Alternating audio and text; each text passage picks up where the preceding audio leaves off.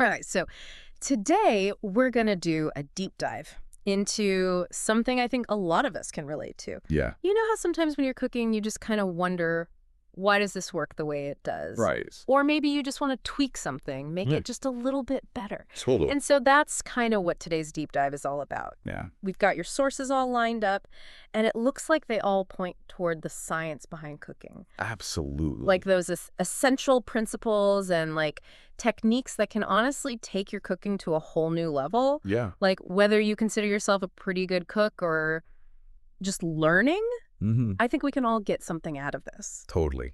And so our main guidebook today is going to be Kenji López-Alt's The Food Lab. Yes. And, for those of you who aren't familiar with that book, Yeah. it's really known for its like science-based practical approach to cooking. Yeah. What's really great about the Food Lab is that it's got that rigorous scientific thinking, Yeah. but it's applied directly to everyday cooking. Right. This is a guy who's got an MIT degree, Wow. but then he spent years working in restaurant kitchens.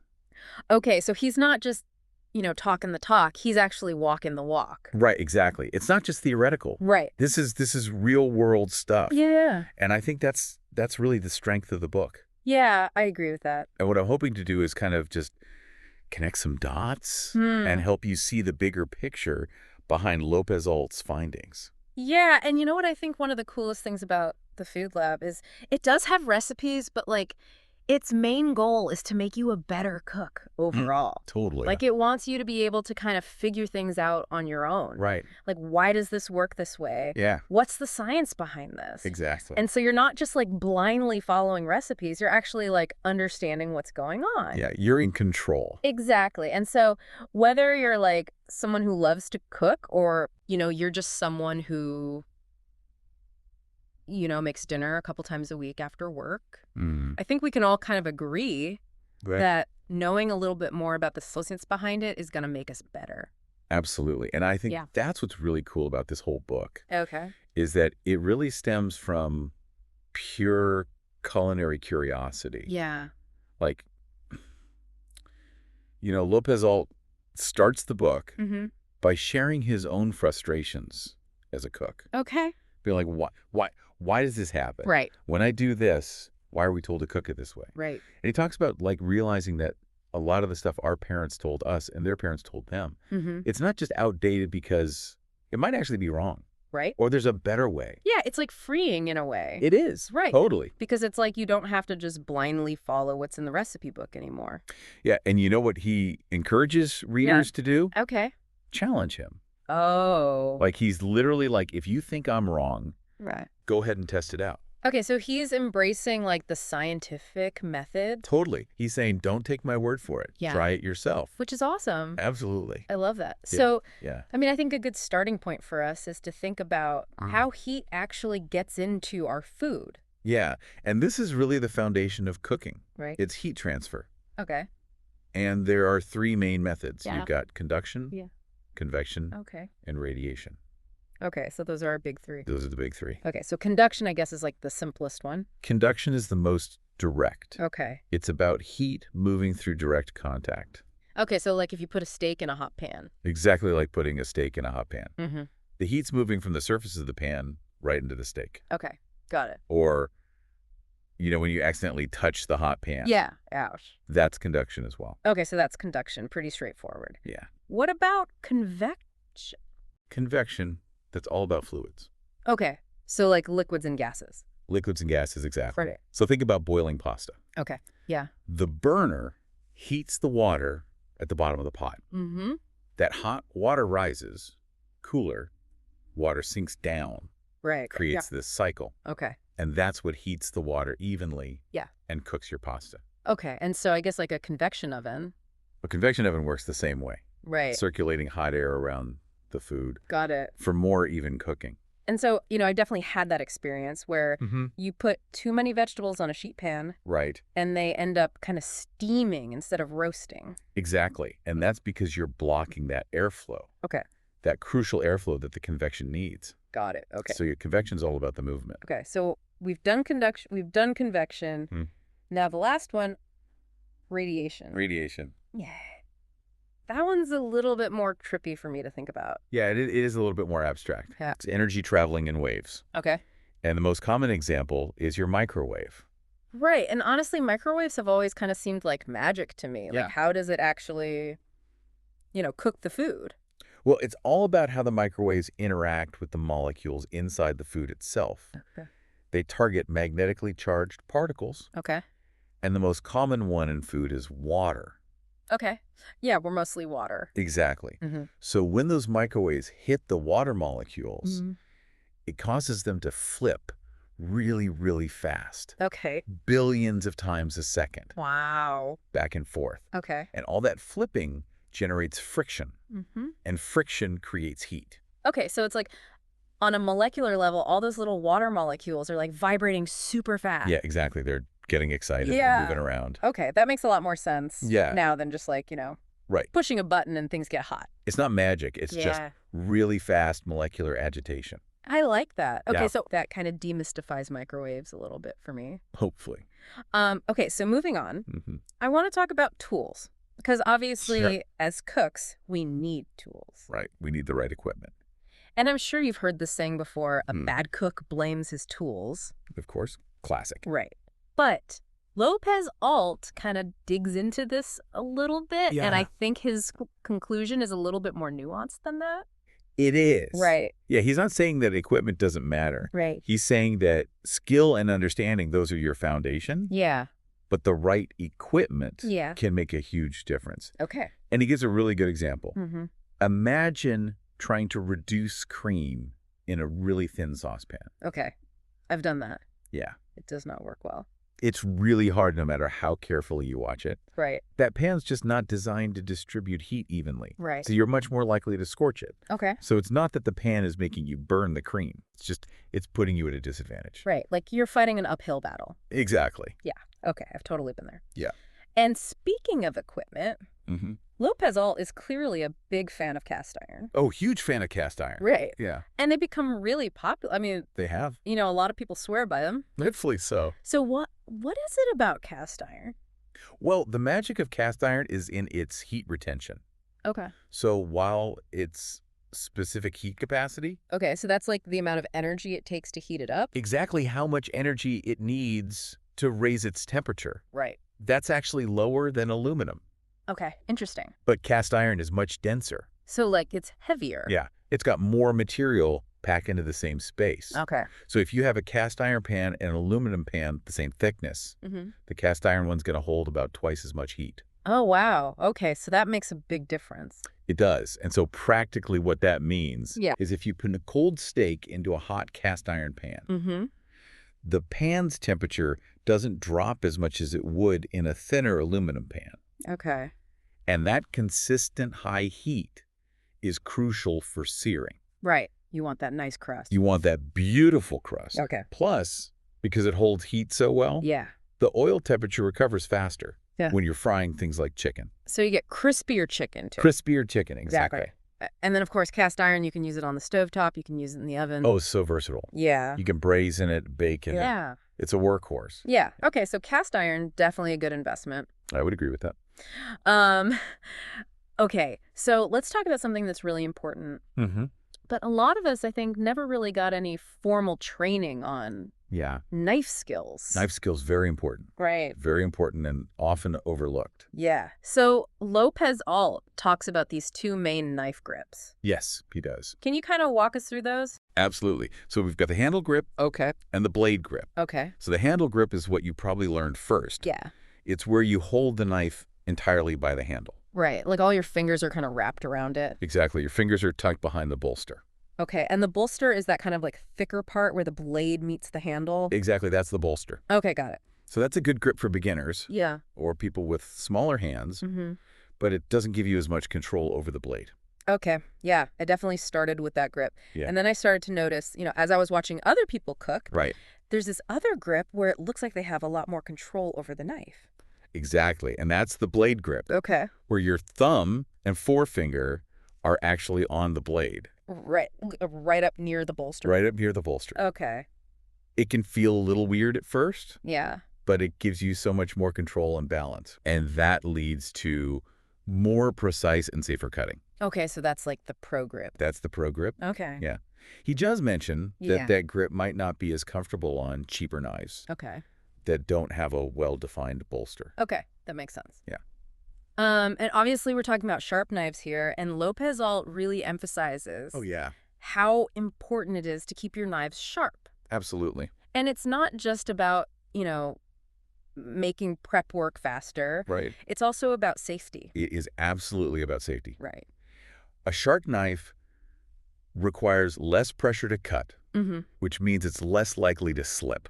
Okay, yeah, that makes a lot of sense. Less chance of injury Right. if you're not having to force it. I've definitely had those close calls before. Yeah, we all have. Where the knife slips a little bit and you're like, Appropriately. that is a little too close. Too close for comfort. Yeah, and so he talks a little bit about Yeah. sharpening knives on a whetstone. He does. That's a whole skill in itself. Yeah. It takes practice. Mm-hmm. Got to maintain that 15 to 20 degree angle. Oh, yeah. And you're feeling for the burr. Okay, and the burr is like that little... It's that little kind of folded over edge Okay, that tells you you're actually sharpening the blade. got it. Okay. Yeah. And he also talks about bread knives. Okay, yeah, because obviously those are different. Very different. Yeah. You want those wide serrated teeth Right. and a forged blade. Okay, and what's the difference between a forged blade and like a stamped blade? So forged blade is made from a single piece of steel. Okay. It's heated up and hammered into shape. Okay, Stamped blade is literally stamped out of a sheet of metal. got it. Forged blades tend to be sharper. Mm-hmm. They have better weight and balance. Okay, so forged is the way to go. Yeah, if you're serious about your bread knives, Yeah. forged is the way to go. Okay, so we've got our good knives. Yeah. We've got our cast iron. Mm-hmm. What other tools? Well, for the bakers out there, Yeah. a good stand mixer with a bunch of different attachments. Right. That's a must-have. Yeah, dough hook whisk. Dough hook whisk paddle attachment. Mm-hmm. You can knead bread. You can whip cream. Yeah, make cookies. You can cream butter and sugar. Mm. You can mix mashed potatoes. Right. You can even mix sausage in a stand mixer. Oh, wow. Okay, so really versatile. Very versatile. Okay. He also recommends whisks with thin, flexible wires. Okay. He says they're much better for things like emulsifying vinaigrettes. Okay, yeah, makes sense. Yeah, and then a simple tool, Mm-hmm. but so useful, Okay. a fine mesh strainer. Okay, I have a couple of those. Yeah, Yeah. he really likes the OXO one. Oh, yeah, with a little loop on it. Yeah, that stabilizing loop. Yeah. So helpful. You can drain canned goods with it. Mm-hmm. You can sift dry ingredients. Right. Make sure your sauces and batters are silky smooth. Yeah, it's like one of those things that once you have it, you realize, Yeah. oh, I use this for everything. You use it all the time. Okay, so we've got our tools. Mm-hmm. We're ready to cook, We're ready to go. but we need ingredients. Of course we need ingredients. Right. Yeah. And López-Alt talks a little bit about like Mm. pantry and refrigerator organization. He does. And he's clearly a very organized guy. Very organized. He actually mentions like how detailed Yeah. his pantry cataloging is. Oh, he's got spreadsheets. Wow. Hope He knows exactly what he's got. Yeah. But I don't think we all need to go to that level. No, I don't think so. But he does offer some really good practical tips Oh. for refrigerator storage, Mhm. like raw meat, poultry, fish. Yeah. Bottom shelf, Okay. wrapped carefully, Right. ideally on a plate, just in case anything drips. Okay. Yeah. So it doesn't contaminate everything else. Exactly. Okay. Vegetables. Mhm. Those go in your crisper drawers, Okay. ideally in breathable bags so they don't get too much moisture. Okay. Good tip. And dairy products. Yeah. Also bottom shelf. Where the temperature is most consistent. Okay. And then for pantry items, Mm-hmm. he has some specific advice Mm-hmm. for things like anchovies, Okay. oil-packed anchovies. Yeah. You know how those come in those little cans? Mm-hmm. It's like, just transfer them to a jar. Okay. Store them in the fridge. They'll last much longer. Okay, that's a good tip. Yeah. And then tomato paste. Oh, yeah. He recommends getting the tubes Yeah. rather than the cans. Because you always end up wasting half the can. Exactly. Because once you open that can, Mhm. it starts to go bad.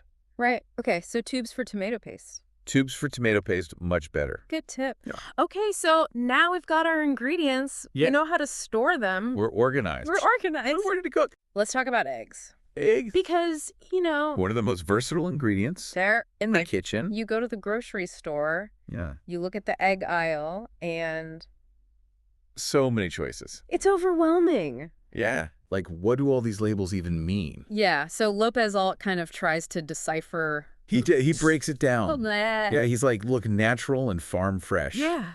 Those are marketing terms. Yeah. They don't really mean anything. Right. Like, what egg isn't natural? Exactly. Right. Almost all eggs could fall under those descriptions. Okay, so those are kind of meaningless. Yeah, he says, focus on the labels that talk about how the chickens are raised. Okay, yeah. So, like, free range, cage free. Free range, free roaming, cage free. Mm-hmm. And those generally suggest the chickens are living in better conditions Right. than those traditional battery cages. Yeah. But he does say that, free range and free roaming, Mm-hmm. that doesn't necessarily mean those hens are getting a ton of outdoor time. Right. And, these labels aren't always audited. Okay, so you kind of have to trust Yeah, you have to trust the producer. that they're actually, Right. doing what they say they're doing. Exactly. Okay. It's not a perfect system. Yeah, unfortunately. Okay, so let's move on to something that seems really basic. Okay. But I think there's actually a lot more to it than we Yeah. realize. Hmm. Boiling water. Boiling water, one of the most basic cooking techniques. Right. Yeah, but there's some science behind it. Yeah, and I know I've heard this before. Yeah? Like, if you add salt to the water, it'll boil faster. That's a common one. Right? Yeah, a lot of people think that. So what's the truth about that? Okay, so it's true that salt raises the boiling point of water, Okay. but the amount of salt we use in cooking Hmm. is so tiny Yeah. that the effect is negligible. Okay. We're talking fractions of a degree. So it's not really going to make it boil that much faster? It's not going to make a noticeable difference in terms of speed. Okay. What the salt does do Okay. is it creates nucleation sites. Nucleation sites. Okay, what are those? So those are like tiny imperfections or Mhm. disruptions in the water Okay. where bubbles can form more easily. So those salt crystals, they introduce all these nucleation sites, Got it. which is why you see all that bubbling action Right. right when the salt hits the water. Yeah, okay. And so it's not actually heating it up faster. Yeah. It's just like giving the bubbles more places. Yeah, it's giving those bubbles a head start. To form. Exactly. Got it. Okay. Yeah. And he actually compares this to cloud seeding, Oh, wow. Okay. where they introduce tiny particles into the atmosphere Right. to encourage water vapor to condense and form clouds. Okay, so it's like the same principle. Same principle. Wait, just, on a smaller scale. Yeah, exactly. Okay, that's really cool. I love those kinds of connections. Yeah, it's all connected. Yeah. Okay, so let's talk about eggs. Let's talk about eggs. Specifically, like, poached eggs. Poached egg, because that Yeah. can be kind of tricky. It can be tricky to get that perfect, Right. soft, velvety poached egg. Yeah. So what are some of López-Alt's tips? Okay, so he recommends first you crack your eggs into individual bowls. Then you pour each egg through a fine meshed strainer. Okay, and that's just to catch any, like, It's to catch that thin, watery outer white yeah, that makes sense. that tends to spread out and make your poached egg look messy. Yeah. So by straining it, Mm-hmm. you get a nice compact poached egg. Okay, so strained egg Strained egg, into simmering water. gently simmering water. Okay, so not like a rolling boil. Not a rolling boil. Got it. Okay, and what about that vinegar trick? Ah, the vinegar trick. Yeah, I've heard that before. Yeah, a lot of people add vinegar Mm-hmm. to the poaching water. Right. And it's true that the acidity can help the egg whites coagulate faster. Okay. But he says it can also make the eggs rubbery, Oh. overcooked. Okay. And sometimes it can even give them the vinegary flavor. Yeah, I've noticed that sometimes when I've done that. It's like, Yeah. no, that doesn't quite taste right. Yeah, it's like a little bit off. Okay, so maybe skip the vinegar. Maybe skip the vinegar. Just use simmering water. Simmering water and that strainer. Okay, good tips. What about fried eggs? Ah, fried eggs. Yeah, any like interesting tips there? He has a really clever technique for when you're making potato hash. Okay. He says make little wells in the hash, Okay. right in the pan, Mm-hmm. and they crack your eggs into those wells. Oh, okay. So the eggs are cooking in the fat from the hash. Okay, that's smart. And then you can just transfer the whole pan to the oven Okay. to finish cooking Mm-hmm. until the whites are set Yeah. and the yolks are still running. Okay, so it's like a one pan. One pan situation. Yeah. Easy cleanup. Okay, I love it. All right, let's talk about some more like kitchen staples. Yeah. Potatoes and onions. Potatoes and onions, two of the most versatile ingredients out there. Oh yeah, they're in so many dishes. They are. And so López-Alt talks about like, potato hash, Mm-hmm. pancakes, Yeah. caramelized onions. He covers it all. Yeah. So let's start with potato hash. Potato hash. What are some of his key points there? So he really emphasizes the importance of part cooking the potatoes first. Okay, and part cooking just means like, It means cooking them partially, okay. either in the microwave or on the stovetop, Okay. just to make sure they're cooked through before you start browning them. Okay, that makes sense. Yeah. Yeah. And he also says to add the onions later in the process Okay. so they don't burn Yeah. before the potatoes are nice and crispy. Okay, that's a good tip. Yeah. And then for pancakes, he breaks down what each ingredient does. Okay. So melted butter or oil and milk, those contribute to tenderness. Okay. Because they inhibit gluten development. Okay, so that's what makes them nice and fluffy. Yeah, nice and fluffy. Okay. Eggs provide structure and lift. And for that tanginess, that acidity in pancakes, he recommends using buttermilk and sour cream. Oh.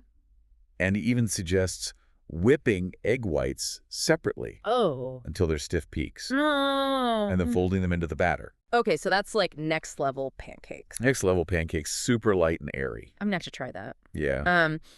Okay, so now let's talk about baking powder versus baking soda. Ah, yes, the classic baking conundrum. Right. Yeah, a lot of people get confused about this. Yeah, so what's the difference? Okay, so baking soda is pure sodium bicarbonate. Okay. And it needs an acid. Okay, so... like buttermilk lemon juice. Yeah. To react and create carbon dioxide bubbles. Right. Which is what makes your cakes and cookies rise. Got it. Baking powder, on the other hand, is a complete leavening agent. Okay, so it has everything in it. It's got the sodium bicarbonate, it's got the acid, and a starch filler. Okay. And most baking powders are double acting. Okay, double acting, what does that mean? So that means they release some carbon dioxide when they get wet at room temperature,